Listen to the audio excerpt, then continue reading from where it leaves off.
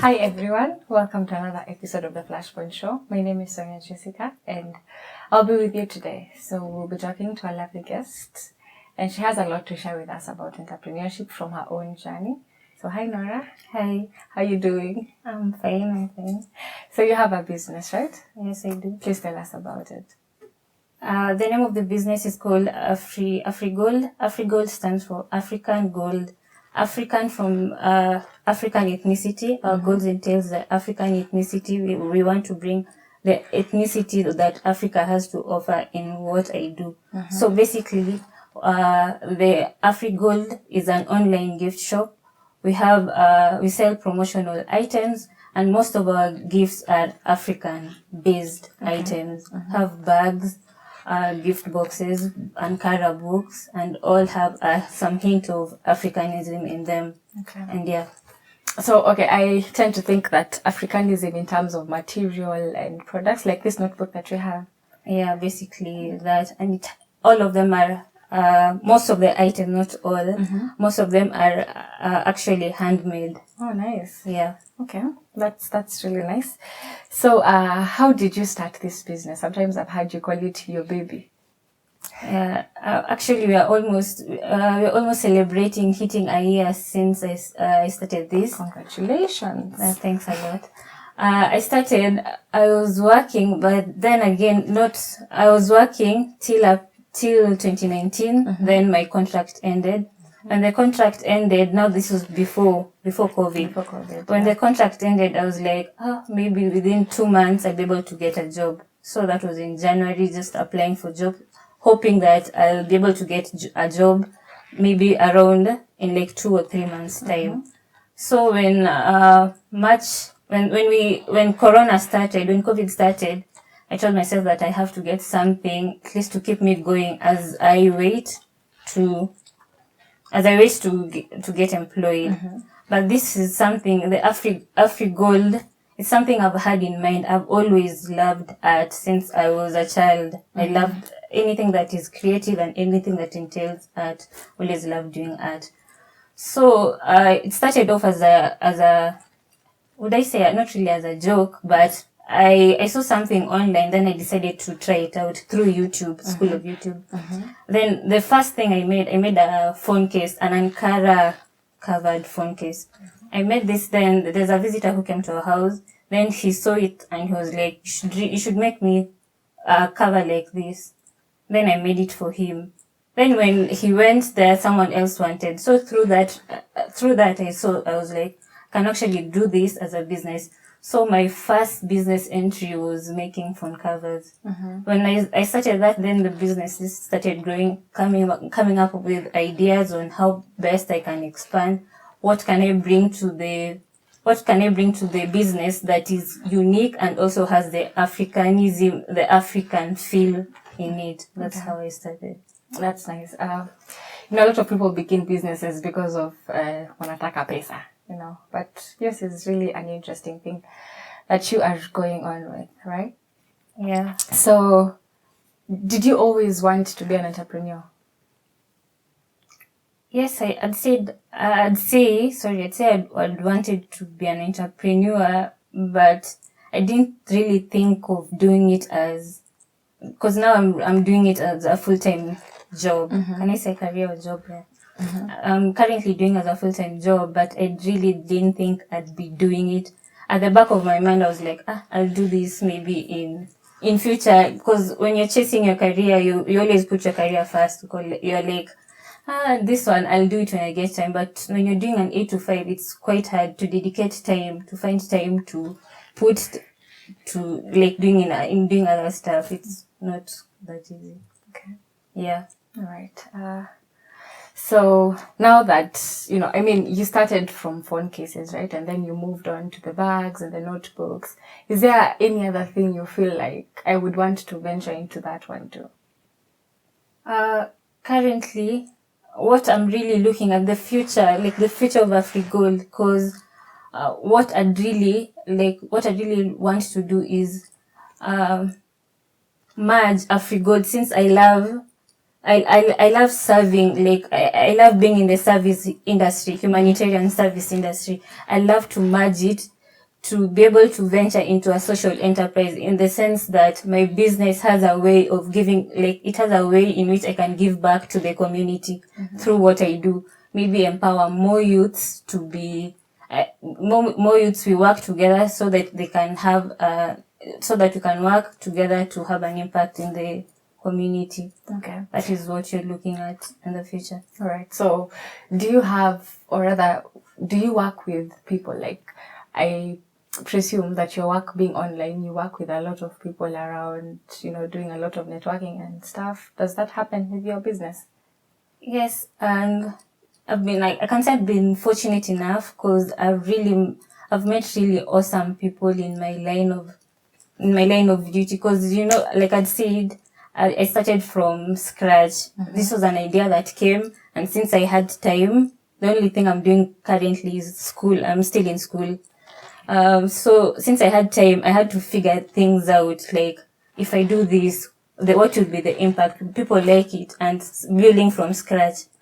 So yeah, I've met so many people. Most people have inspired me in my journey, and I've been able to navigate through it. You've mentioned that you're still a student. So how do you balance school and business? Because currently I'm doing my master's, so and we're done with classes, so it's just I'm working on my thesis, so it's quite easy, and it's just working with the lecturer through virtually. That's quite easy. Okay. Yeah.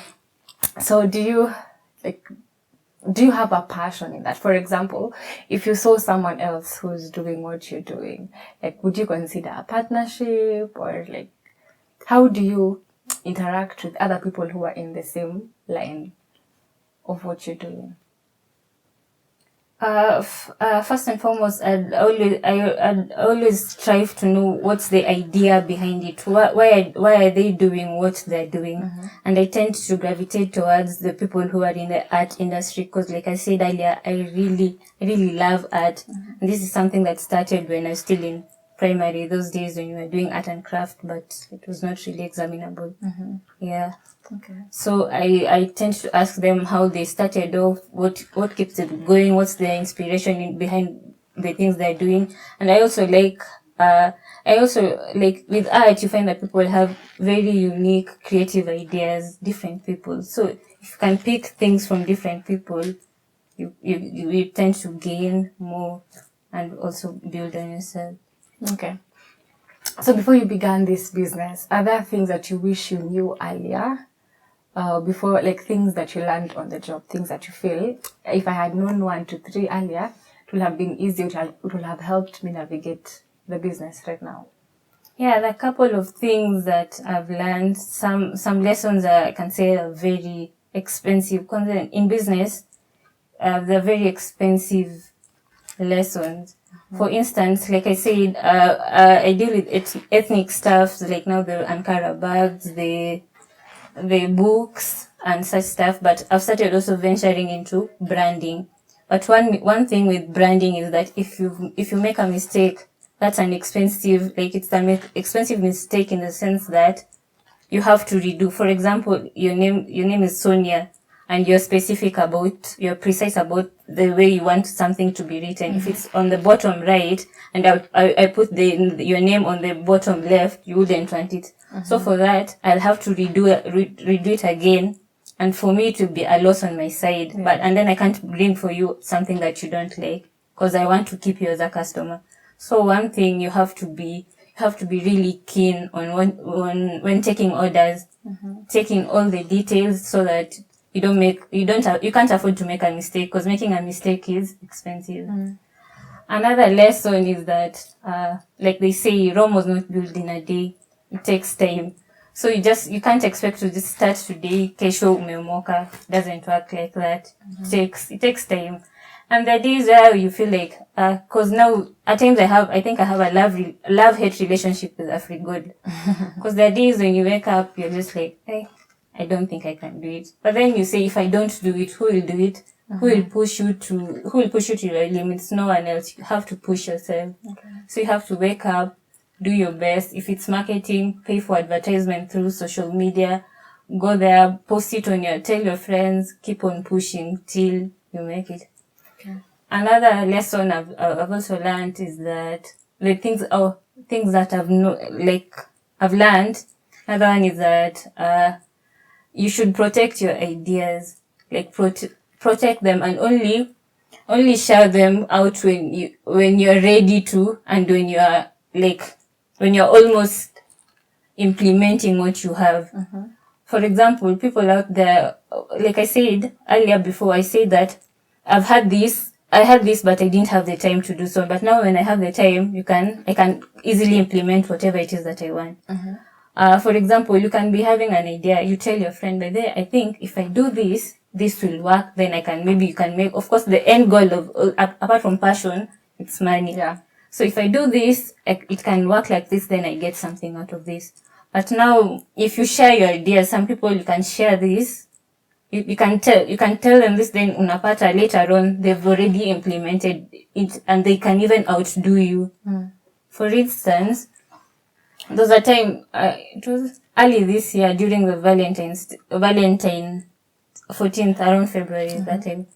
I was making books with some funny quotes. These were the funny quotes for love, kwa notebook sasa. Then I posted it on, I have a business page, like a WhatsApp business page, sorry. So I posted it there.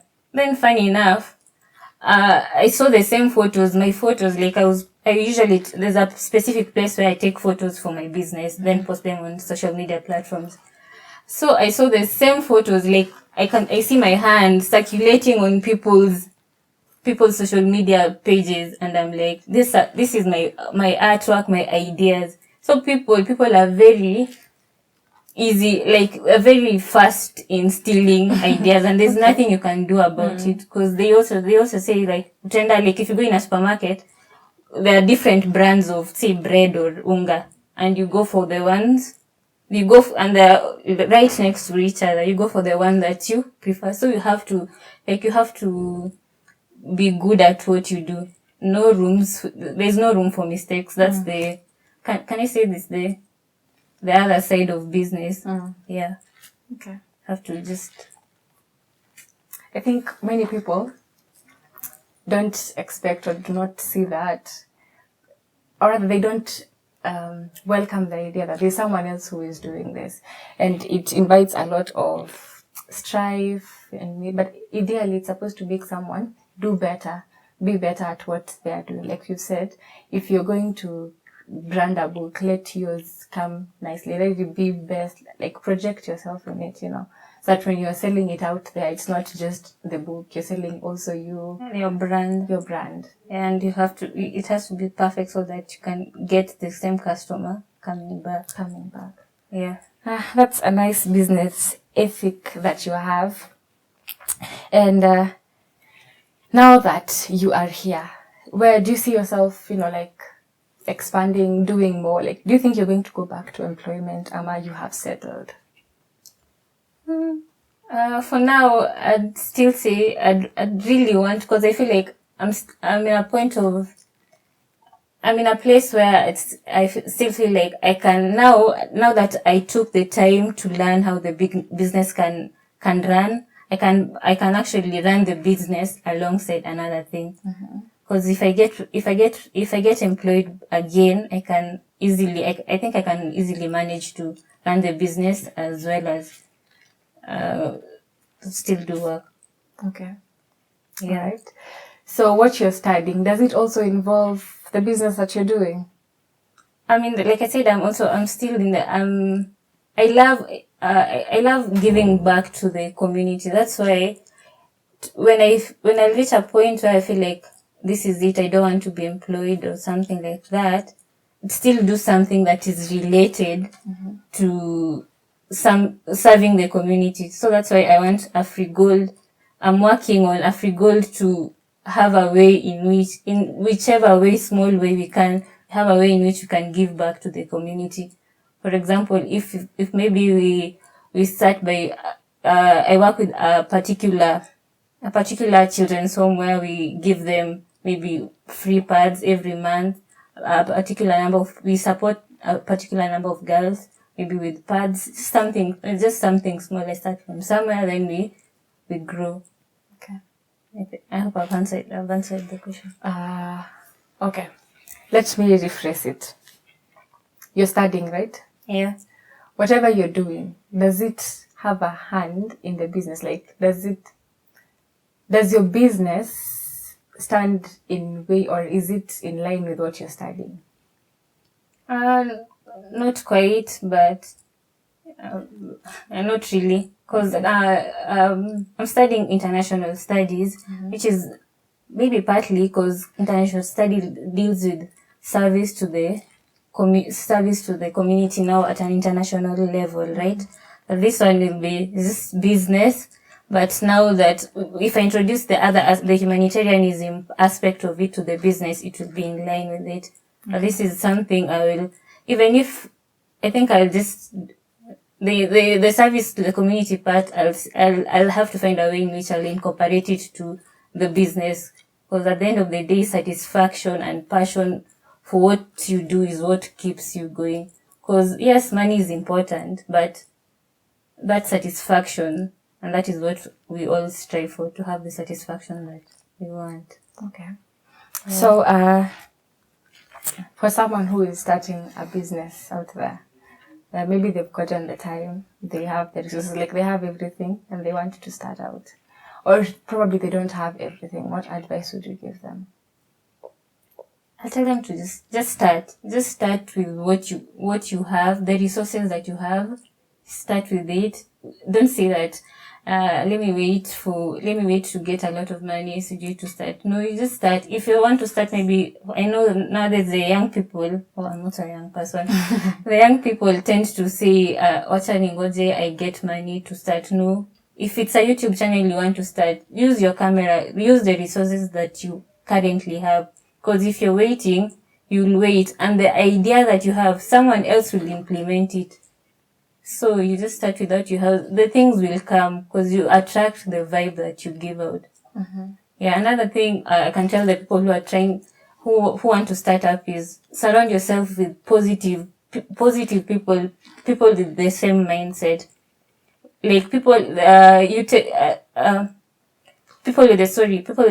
same mindset, because they will push you, they will inspire you to go for what you want, and always find things that keep you going. If you want to start a business, say on photography, get the like information is everywhere. Get information, read books, read podcasts, watch YouTube videos on how you can go about it. So when you get an opportunity, or if someone gives you an opportunity, you'll be able to go through it well, like push through it and be able to get what you want. Just nice. Push yourself to your limit. Okay. Beyond your limit. So we are now in 2021. Yeah. We are halfway through the year, and we'll go to 2022, 2023, and so forth and so forth. And God giving us the opportunity, we stay for like 5 more years or 10 more years. What would you want your future self to know? You've got I'd say you've got this. Take one day at a time, and just do every day do something that pushes you towards your goal. Don't shortchange yourself. Like, don't have doubts about yourself. Just keep pushing, keep going. One day it will all make sense. It will all make sense. Just keep on pushing, keep on going, and be consistent. So I'd probably tell myself, relax, you've got this, it will make sense, and you're in the right direction. Yeah, because you actually are in the right direction.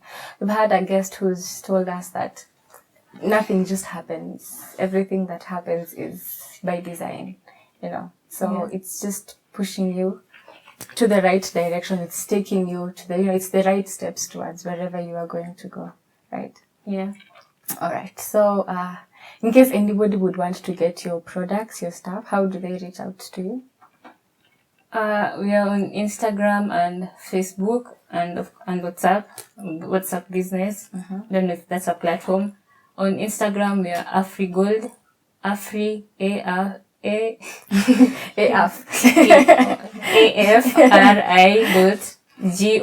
Gold as in gold. Afri for African.